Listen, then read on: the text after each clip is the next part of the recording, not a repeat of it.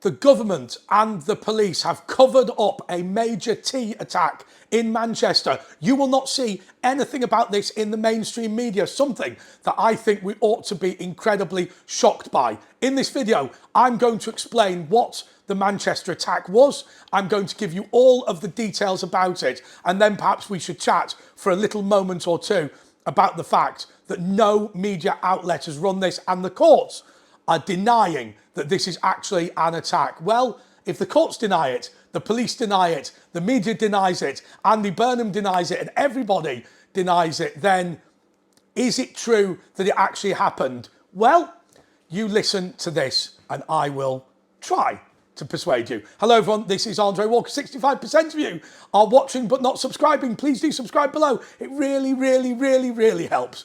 Desperate. But remember that you can only guarantee you'll get my videos by pressing the bell notification icon below. Okay, so this is an incident that took place on the MetroLink. Okay, a man has admitted to releasing butane gas, which is a flammable gas, during a disturbing series of incidents on the MetroLink trains across Greater Manchester. Butane causes direct toxicity on the brain, and also it can be ignited very easily. So this guy, let's just be clear, Ghalid Saeed, 31, let off the gas on 3 occasions after boarding trains on the Bury line. Passengers heard a hissing sound when he released it and saw a man wearing a gas mask. Some complained of feeling dizzy, but nobody was hurt on the incidents on the 15th, 20th and 22nd of March. On the 23rd of September, Saeed pleaded guilty to 3 counts of causing a public nuisance. He changed his plea to guilty at the 11th hour because of a scheduled trial at Manchester Crown Court. Judge Elizabeth Nichols warned him that the starting point for such offences would be a prison sentence. But before adjourning the case to the pre-sentencing, she said all options would remain open. So he will be sentenced in November. Okay, so there we have it.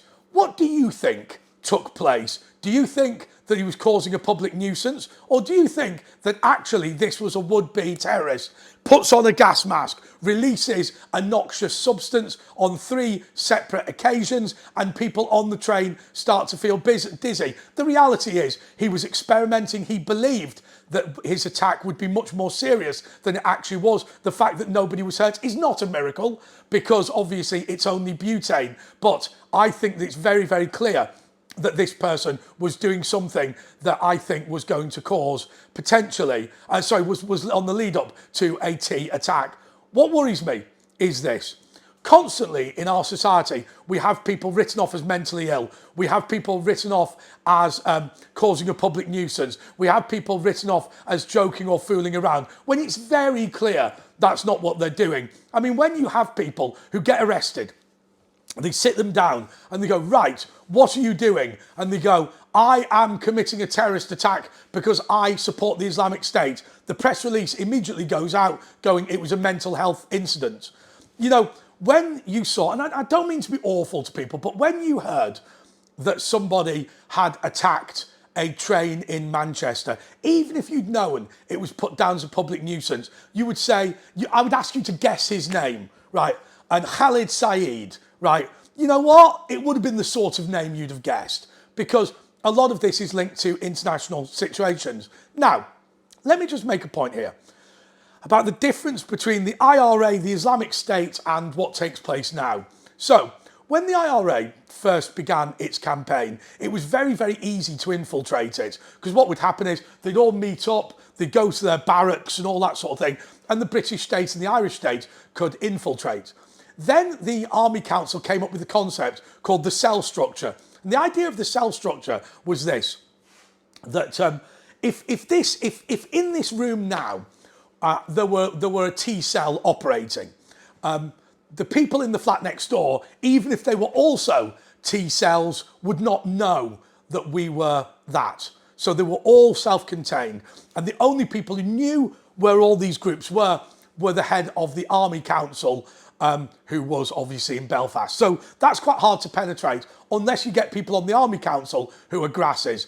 So then Al-Qaeda comes up with the concept, and what they do is They use the internet to disseminate information and contact people effectively anonymously.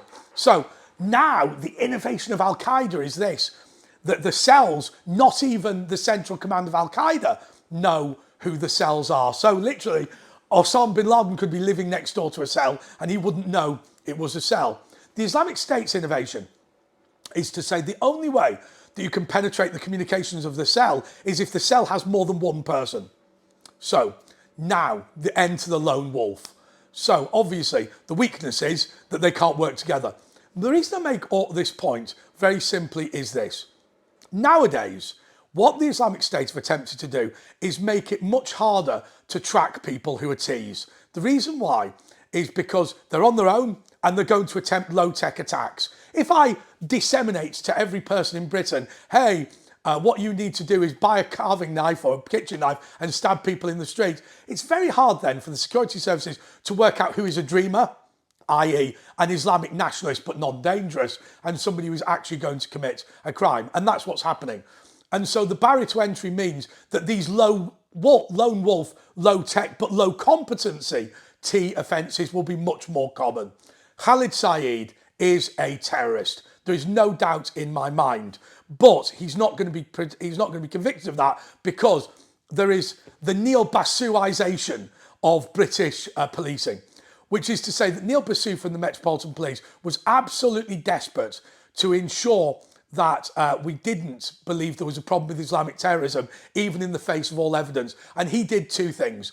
First thing he did was that he constantly labelled acts of terrorism as just mental health breakdowns. We've talked about that already. But the other thing he did, of course, was round up people who were far-right Ts in order to discredit the claim that one side was worse than the other. That, I believe, was unacceptable. And Ghalid Saeed is part of that process, isn't he? Gas mask or tube. Well, it's not the underground, is it, in Manchester MetroLink? But okay, call it the underground. Man with gas mask on the underground releases gas on 3 separate occasions, and that is a public nuisance. Public nuisance is getting a party popper. No, probably not, but is using your vuvuzela. Do you remember that from the South African World Cup? That's what it is. It's not releasing a noxious substance. And of course, if he'd have ignited it, there might have been real problems, because remember, you know, these clothes can go up relatively easily. It's an absolute nightmare. So there we are once again, denying that this thing is a problem in our country. I just want to talk to you a little bit about subscribing to the channel. Please, please, please do it. The link is below. And if you subscribe, it just really, really helps me out, simply because what happens is the video gets propagated to more people, and that's just really helpful. But please do remember that pressing the bell notification icon is the only way to guarantee you get all my videos as soon as they are released. Until next time, goodbye.